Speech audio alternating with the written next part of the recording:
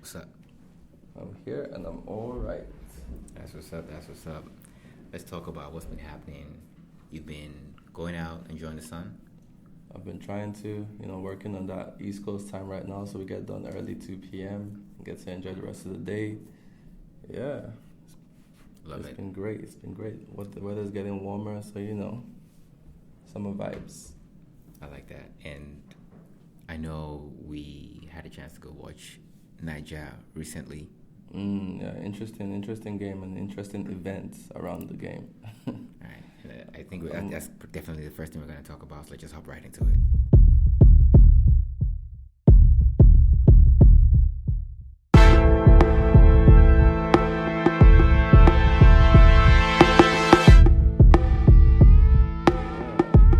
I mean, it was when Nigeria lost.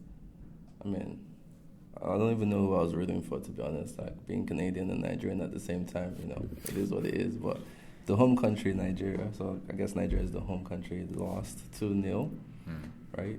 So obviously emotions were a little bit high as well. I mean, one thing I noticed when I walked in was, the rising sun flag right behind us there, which is fine, which was fine, It's okay for people to put their beliefs out there, protest, whatever you want to do that peacefully, right? But I mean, I feel like there was a turn. The event took a turn with certain comments that were being made, and certain acts that were being portrayed out there. I mean, you were there, right? So what do you think? I was there. It went from being a kind of act that was making me indifferent to one that made me really uncomfortable. It's one of those things that I'm there, I'm just chilling, I'm trying to enjoy the game, right? We all paid to be in there. And even though the Falcons ended up losing, they went to Victoria again and they drew the game 2-2, I think. Yeah, I saw that they drew the game, yeah. So they didn't lose twice in the space of a week, which is kind of good. But yeah, all the noise making, the chanting, the drumming, and the cursing out people who were not on their side, I thought that was over the top. Yeah, I mean, it's one thing to come and support your cause. It's another thing to, start abusing people there, making certain comments like, we all came there to support Nigeria, but then to make comments like, oh, the team is actually, Biafra, or damn Nigerians and damn the country, and especially when they're losing as well. There's no need to start using insultive languages, when They kind of pretty much cursed us out for supporting them, and they said nothing good ever came out of Nigeria. Yeah. One of our friends, I think it was like, oh, so are you accounting for the fact that even you, as something that came out of Nigeria, is not a good thing, But it got really uncomfortable. And I think one of the better things we did was not engage them the whole time. Even though on our way out, we tried to talk and learn and also educate them on our perspective. Yeah, another thing is the fact where I think you're protesting something, but you're protesting it in an environment where it makes no difference. No impact. Zero impact. No impact, exactly, because you're doing it in the Canadian station. Like, the cameras did not went over them. I suppose they probably did that on purpose. I think they avoided us on purpose because they were right behind us. Yeah, exactly, because the camera would go around but never come to that end. And it's like, okay, you're only antagonizing the other Nigerians there, insulting them, abusing them. These are not the people that control anything. Right? If you feel that strongly about it, you can go to Abuja and protest. Yeah. Right? Rather than, destroying someone else's enjoyment of just a regular day. I think it was a Friday, right? It was. I think, yeah, just a regular Friday. Rather than, lump everything and insult all the other Nigerians that are there, right? Including people from all regions, right? Because it wasn't just there were people from south, east, west, around that. Maybe not so many northerners, but everywhere else in the country, right? Yeah. So, but yeah, it's. I don't want to get too political in my analysis or anything, but I'm just if we come together, do the support together. If you have something to say, do it through the right channels, use the right words. No violence, no insults. Yeah. Be straightforward about it. Yeah, in all honesty, it felt to me like it was a waste of time because I think some of them were even bragging on about how they flew out from Toronto to come all the way just to curse people out at the game. Yeah. And I'm like, I don't know if that's supposed to be bragging right or if it's just foolishness. I will say though that I was kind of disappointed with everything because that of all the ways to handle that scenario and how to express yourself, they picked what was probably the absolute worst way. To make a fool of themselves, to make everybody else really, really, maybe not just uncomfortable. Because I don't want to sound like someone who's just being spoiled, like, hey, you made me uncomfortable. No, it's just a case of you try to ruin the night for everyone who was rightfully there as well. I had a right to be there, just as much as you did. And if there's anybody who wants to, talk about this and share, deeper insight about this, you can reach us, on our Instagram. Yeah.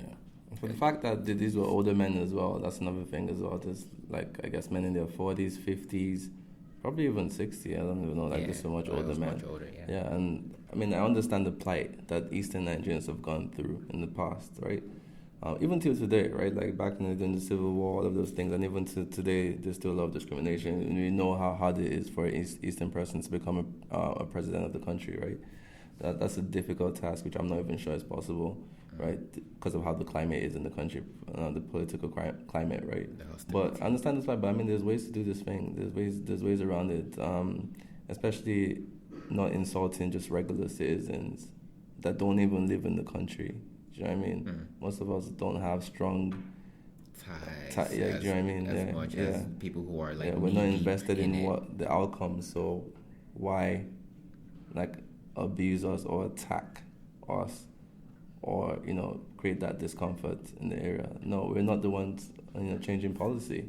Yeah. Right. Direct your thoughts to where it should be going. Right. There's honestly really a lot that could be said about this. This could be like an entire episode. Yeah. But I think we should just move to a lighter note. Yeah, let's go on to lighter things. I heard about Netflix, man. They're losing subscribers. It's the first time in, I think, 9 years that that's happened to them, and they lost 200,000, and they're estimating to lose another 2 million in Q2 2022. That's crazy. The prices keep going on, and people don't want to keep paying these, crazy prices. And the funny thing, I don't see this, but a lot of people tell me. For me, Netflix content is fine. Right, I feel like they have a lot of content. They have different categories, etc. But a lot of people are saying that the content is B class at best, very mediocre content. And I've heard this from more than a few people. So if a lot of people are saying that, it's like, okay, why am I going to keep paying so much for content I consider not so good? Because if you compare it, yes, Netflix has a lot of quantity. If you compare it to HBO, Craving HBO type of thing, or Apple TV, or Disney Plus, the quality of the content's probably not as high as those providers, right? Yeah. Those providers have less content, but they have more quality, right? Yeah. So maybe people are willing to pay more for the quality instead. The way you see Netflix losing subscribers, but who knows what it is? And now they want to bring in ads. Yes, they're gonna start experimenting with ads on a lower tier price because they know going up to $21, or whatever per month, it's going to be a stretch for a lot of their current customers. And they want to play around with it because some services have been successful with it. I think Hulu does this crazy thing where ever so often the price drops to like $1 or $2 per month, but they bombard you with a ton of ads. I don't know how I feel about that. I feel like once I'm paying for my subscription, I don't want any ads. Yes. I don't want to be like, I'm paying lower and then I still get ads. Zero ads. Especially now that we're so used to streaming, where we're binging on episodes or watching things straight, without interruptions. I don't know how the market will respond to that, but they supposedly have their experts, right? So let's see how they turn it out, and let's see how that comes out. I agree with that sentiment. My thing is, I do not like ads for any reason whatsoever. It's not something that I want to see on the platform. I've stopped entire YouTube videos. There's sometimes there's been ads. I'm just you know what? I'm done watching this video. It went out just because the ads. That's how annoying I find them. So for me, it's two things. When I'm watching YouTube, I think most of the time I want to watch on my computer with an ad blocker, so nothing comes up, right? But on mobile, because the apps are integrated, there's almost no way to really block it unless you get a third-party app that you pay for or whatever. But the catch now is when I'm watching live TV sometimes, just randomly, I don't mind seeing some of those ads because it's live TV, right? It's not streaming. So if I'm watching, say, Sky News or whatever, and I see a random UK commercial for a service that I've never seen before, and it's funny, I appreciate it. But what YouTube does, and I think the worst of the worst is on Twitter, where someone posts like a 5-second clip, but to watch the 5-second clip, you have to watch a 20-second ad or something. I'm like, and then also there's the frequency, like YouTube. With YouTube, I think YouTube means the frequency of the ads. Yeah, it's like you're watching a 20-minute video. Every 5 minutes, just ad. Yeah, it's like, come on. Yeah, it's ridiculous. And then do the ads where it's like 1 of 2, 2 of 2, where you can't even skip it. You have to watch the whole. Skip, yeah. It's almost like they're forcing you to. I think YouTube is actually doing this on purpose. I think they really want people to subscribe to what's it called, premium YouTube, because the ads, and especially now content creators. Yeah. They will bombard you ads. They will put ads in every little place in the video just so they can make money. And it's like, okay, if you're gonna put ads in video, trust me, I'm not gonna be watching your content. Yeah, and that's funny you say with YouTube and like how they might be trying to just force it down people's throats. I just kind of reminded me of what you said about Netflix having a lot of content compared to like HBO. I think YouTube is a mother load of content because just on a daily basis, I wonder how many millions of hours of content are uploaded to YouTube. So it's a rabbit hole in itself. And I think they know what they have, and they will just try and maximize profit for those who don't have like ad blockers like myself, or people who don't know how to circumvent. Especially like with the whole reality thing as well. Like that's why Netflix now is doing a lot of reality shows, because that's what people are hungry for. They're hungry for that sort of content. And YouTube has real life experiences. People, going about their regular business and recording it. There's a video for anything you want to watch.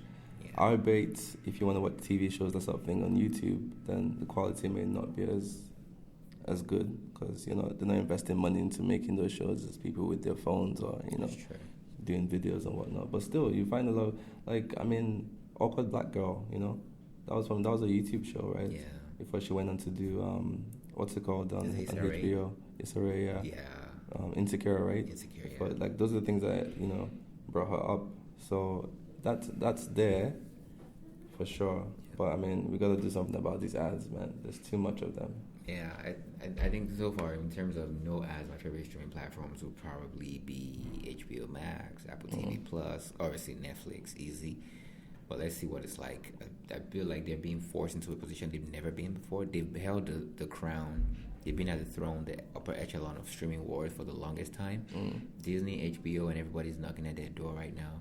And they're, offering packages that are too hard to turn down. Like, hey, we're Disney, but we also own ESPN. So if you subscribe, you also get Hulu, And Disney is so big, like they have Marvel, all these things that they can attract more subscribers. And they can, in the short term at least, they can afford to even fund Disney Plus at a loss, right, before they start making money.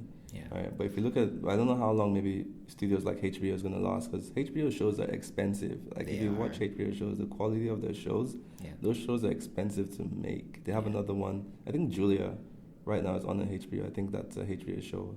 It's a story about Julia Child, which was kind of like one of the first TV chefs in America back in the day. So there's a show going on about her as well. Right. I think for HBO, they have I don't want to say an infinite pool of cash, but they keep getting acquired by companies that seem to be poorer than them. At some point, AT&T Time Warner merger came on. Now they've been bought by Discovery. Did you know? Oh, really? Yeah, Discovery Media just picked up Warner. So it's like now they just been picked up. Where's Discovery getting that money from? Exactly. How did Discovery make all the billions to come and knock on HBO's door and we want to buy Warner Media? So now essentially they've been scooped up again. So I think it's something, I might be wrong, it's just a weird theory, where the executives are very, very okay with quick cash over long-term gains. And for every buyout, it's like they get their share, their profit share or whatever. Yeah. And I feel like that's probably what is happening. But now HBO has just had another potential, cash machine for the next 3 seasons of Dance with Dragons, the new HBO. Game of Thrones. Yeah. I think it's a dancer. I'm looking forward to that one. I'll be subscribing HBO. But that's another thing, the way you think about subscription. A lot of people subscribe for a particular show, and then after that they just cancel, right? I know I've done that. I did that for, I think, Billions, when Billions was out. Subscribe for the season of Billions, and then cut it off as it was done, because I'm that's it. I'm done watching. I'm gonna go back to Netflix or whatever. Or wherever I was watching, right? And I think that's something Netflix needs to improve on. They never advertise an annual plan. Yeah. They are comfortable with you coming and going as you please. But they should have a subsidized annual plan where they can subsidize it and us hook you for like the entire year. Yeah.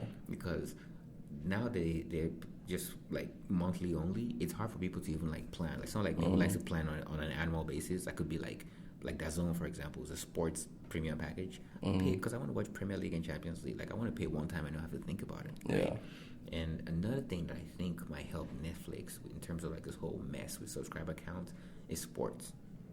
Because think about how Apple brought Major League Baseball for things like Apple's going into sports now. Disney already had their package in ESPN.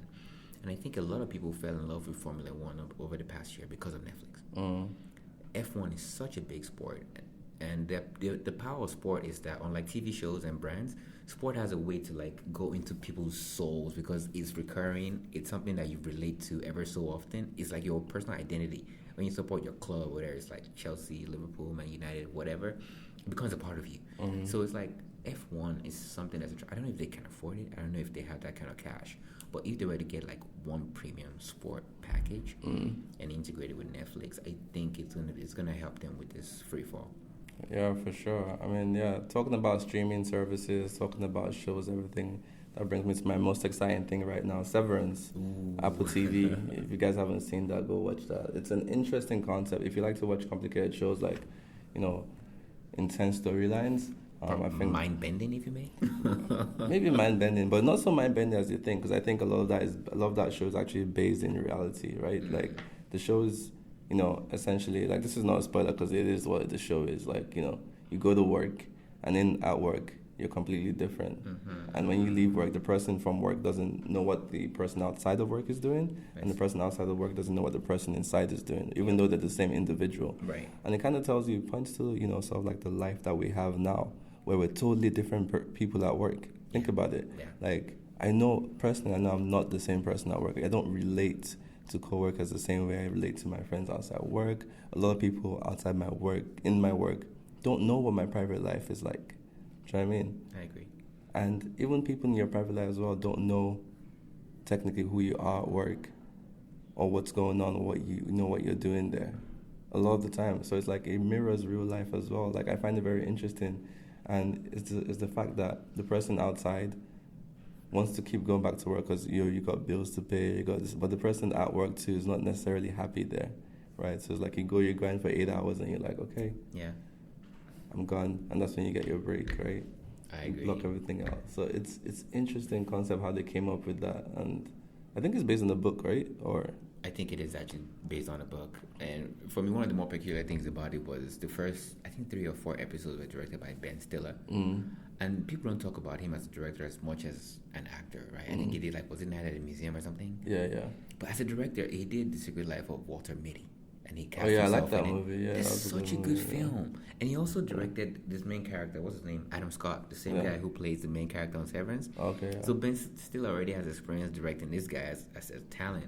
And I'm watching this show, like all this, the design is so good. The green is something that stays with you when, like in terms of color palette. Like you watch that show and you walk away, you still remember the green and how like powerful green pops on that show. So it's something that I'm 5 episodes in. I'm not going as far as you have. Yeah. But for every episode, for every turning point, for every new revelation, obviously no spoilers on here. This is something I highly recommend. Especially, you don't even have to work from home to like relate to it. If you have a job or a place you go to where you relate with people differently from how you normally would, just take a stab at it. Yeah, and it's interesting the corporate culture as well. Like they try to show you what corporate America mostly. Let's say North America because it's certainly the same thing in both America, Canada, whatever, and how everything is so controlled.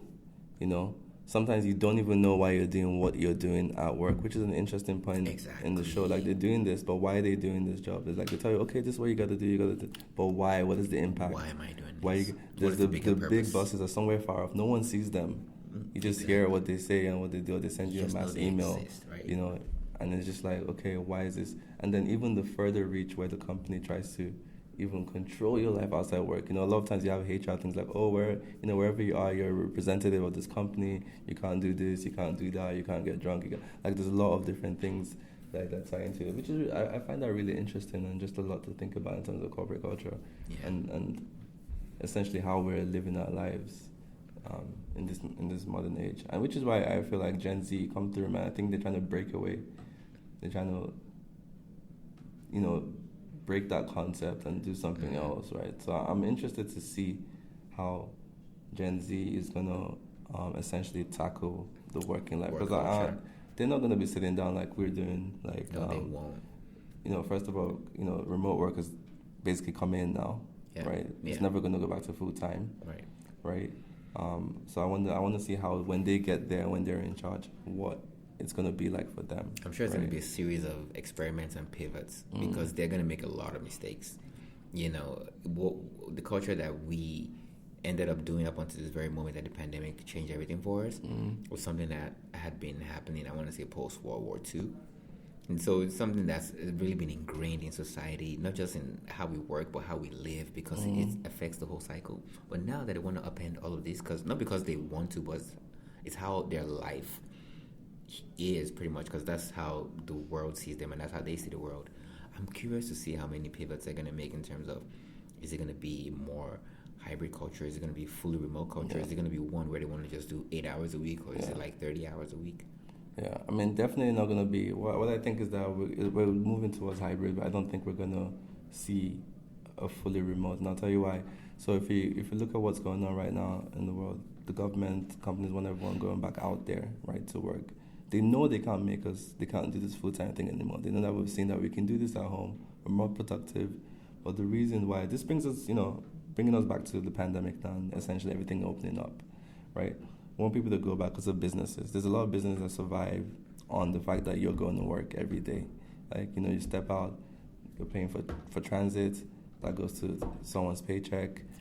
You buy a coffee from Starbucks in the morning, that goes to someone's paycheck. You get lunch at the cafeteria, that goes to someone's paycheck. You know what I mean? You pay, maybe you drive downtown, you pay for parking, that goes to the city, goes to someone's paycheck, etc., etc. There's so much economics going on from the fact that you're going to work, right? You go to work and you spend money every single day. You buy $2 coffee, you buy a lunch for $10. You buy, like, all of these things together. The businesses around all these companies, they survive on that, right? Yeah. So, yes. We're not going to be fully remote, that's for sure. But they're going to want us to go back to support this business at least a little bit. And then, obviously, they know we're going to push back. So hybrid is where we're heading, right? Yeah. So, okay, you can't go to full-time, but at least go 3 times a week, stay home 2 times. Or maybe they might make our working week shorter if they want us to go full-time. Maybe we might start seeing 3-day weekends. It's already been experimented with in certain companies, right? Mm-hmm. I did an interview for a gaming company recently. They do 4 days a week. Nice. Right? So there's a lot of, even countries in Europe, North Scandinavia, they're already experimenting with 4-day working weeks, right? So we can see that, less sort of time at the office. And possibly increased productivity, because the guys that have done it so far, they said productivity has increased surprisingly, right? I won't be surprised, really. Exactly. So with what you said about the economics of going to work and how it helps, other businesses and people, I feel like it's definitely very, very key to how companies will try to incentivize coming back to the office. Exactly.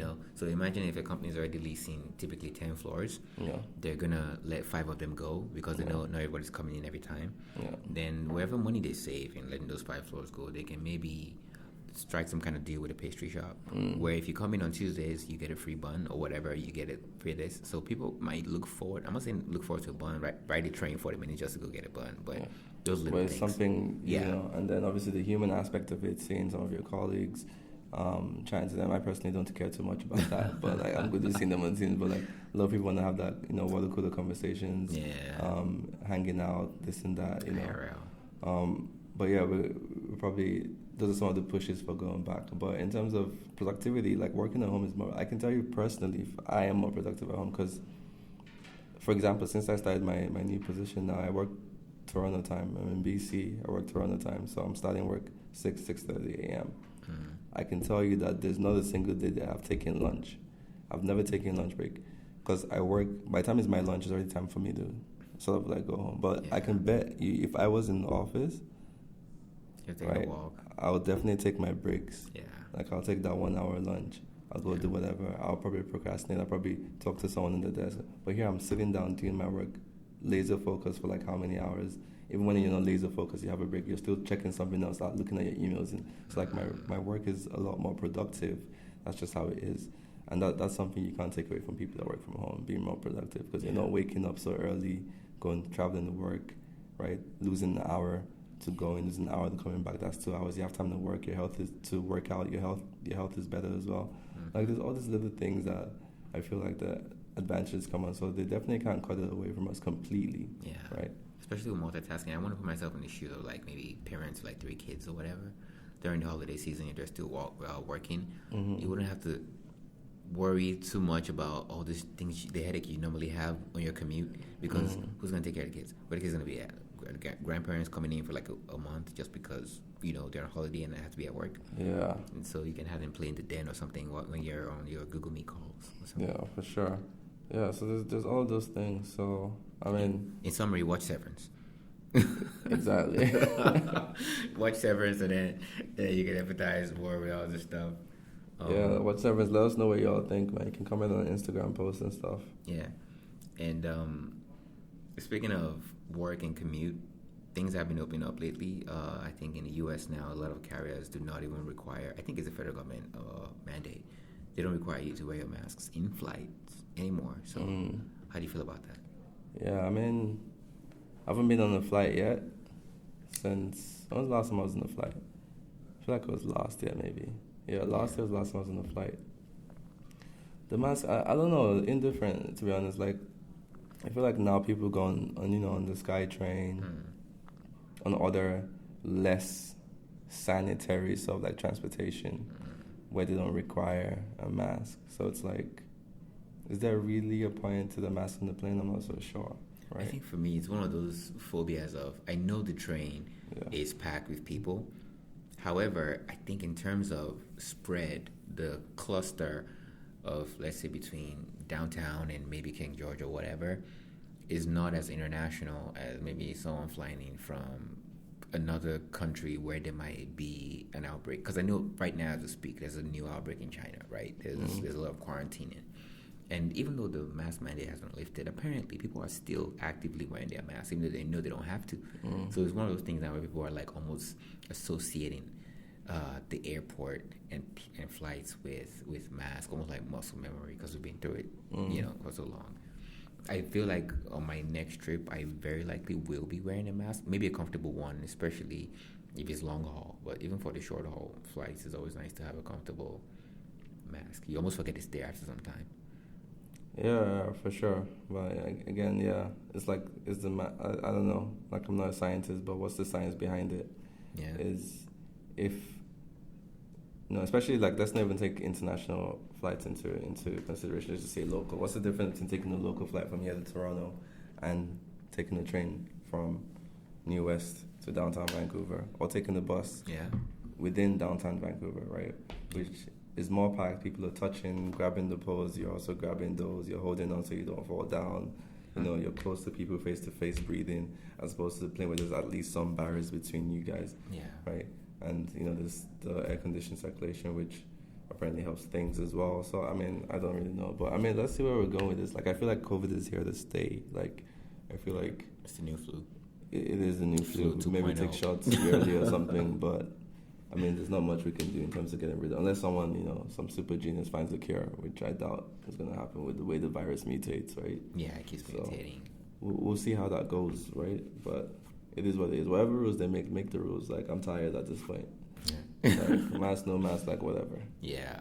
I think for me, the fact that they lifted the mask mandate in the province and in most other provinces, it's just been like a breath of fresh air. It's just getting to their provinces for the most part. So like traveling by air in Canada, I think you still have to wear the mask. I have no idea because I haven't even flown.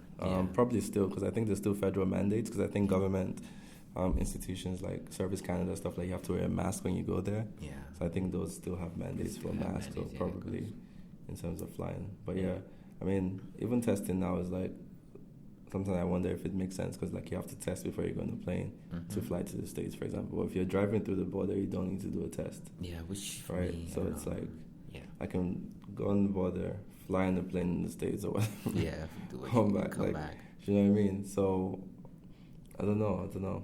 Yeah, I mean, one lift, one relaxation, one thing after the other. At some point, things are gonna mostly go back to normal.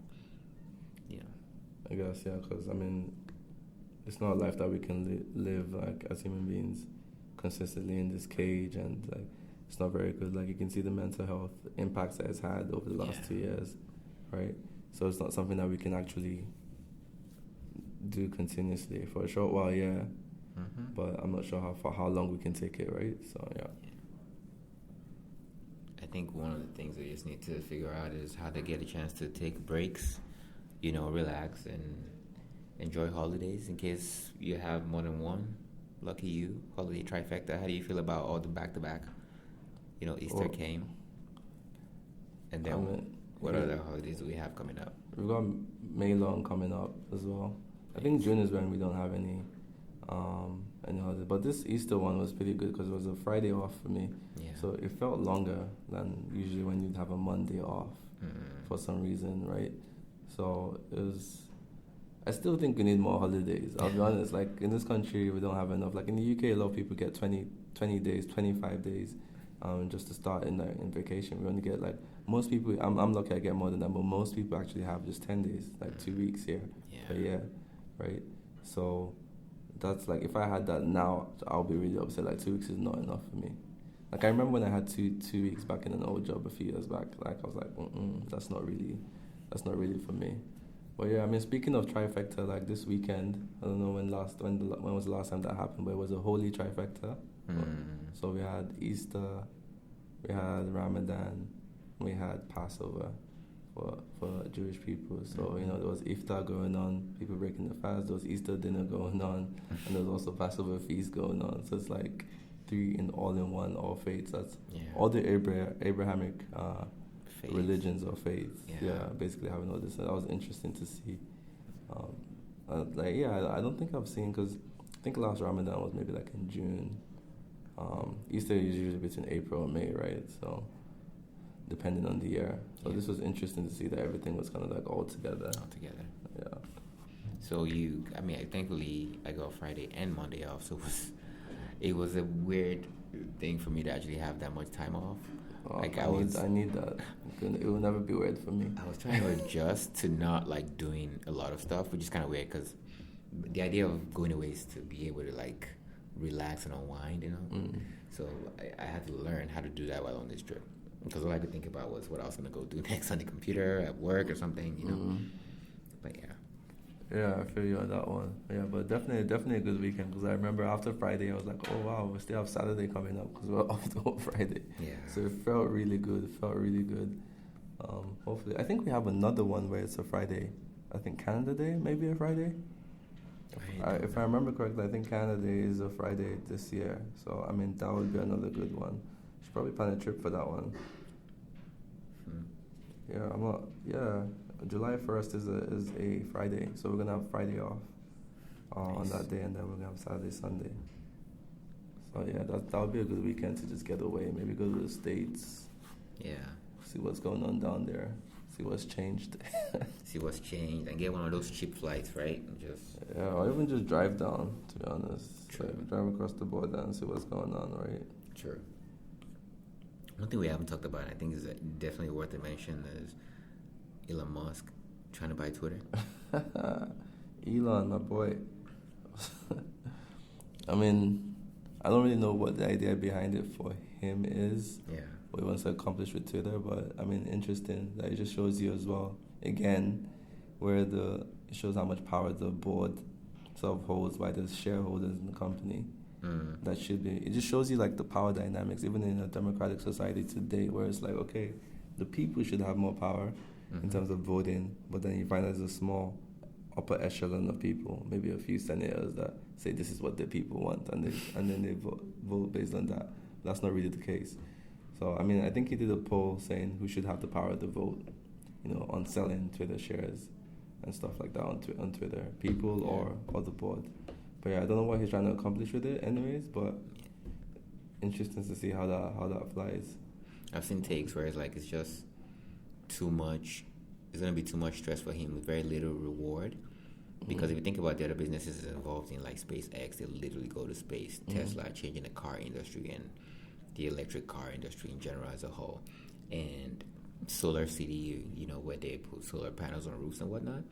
Twitter is more free speech versus the people versus this and versus that, where it's going to give you so much of a headache that's probably not even worth it, because what Twitter is going to generate in revenue is probably not up to what Tesla will do in a couple of weeks, right?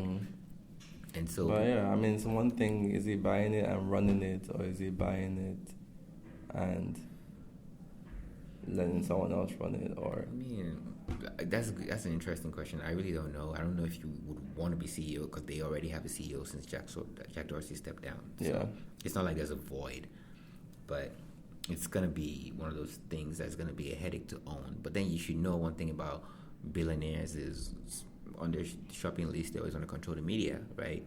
Jeff Bezos bought Washington Post. I'm not surprised that Mr. Musk may want to control the internet narrative on the guise of him trying to get the edit button for Twitter. But that's the place where news breaks the fastest. That's where news is quickly spread the most. So as somebody who controls as many companies as he owns and is always in the narrative, always in the discussion, whether manipulating markets by tweet or getting in trouble with the SEC, I guess this might be his own way of like tackling all that stuff by being chairman of, owner of, CEO of, boss of Twitter. Oh yeah, we'll see about that. I did see something else where he's like, just a little segue from that as well, where he was saying he doesn't own any homes, and he's literally couch surfing whenever he's in the Bay Area. That's the only thing apart from the plane that he owns. His homes are not owned. He, like, when he goes to Bay, he just spends a few times in his friends' rooms, guest rooms around. I'm just like, really? Interesting. What about his 290 kids? billion? How much is it worth now? What about his kids though? I mean, I have an idea, but I mean, even if he's saying doesn't know, okay, boo-hoo, Elon, okay, you don't have any home, so what? You can sleep on your plane. Like, what? What do you even say? Like, big deal. That's even making you richer, because probably you're not paying upkeep for all of those homes, right? Like, fair. You don't have to pay staff, cleaning, all of these things, right? So technically you're even richer. So you're homeless. Yeah, the quote was like, being homeless. I was like, okay, well, sure. We get it. That's like baller status right now. Oh yeah, I don't have a home. So that's like. But I don't have a home, but I have $290 billion. How about that? It's all gravy. That's a good note to end. So you got something else you want to add?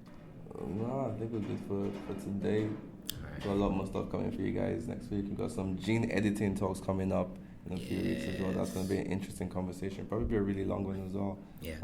Go back and forth. We get a guest on to share some views too. Like we said, we told you guys we're going to be getting guests on this year, right? So we're going to try and do that and get a few guests on to shed some light on a few things for us. Yeah, that's really what's up. I'm excited about the guest episodes we have lined up, and I can't wait to be here again same time. Yeah. Backyard conversations. We'll be in backyard this time. Yeah. It's summertime, so we need to start getting outside. Yeah, we're gonna be outside. We're definitely gonna do an episode on one of our hikes too, right? So if you ever hear us panting or catching our breath, it's probably because we're walking up a mountain somewhere. Exactly. All right, backyard conversations. We out. All right.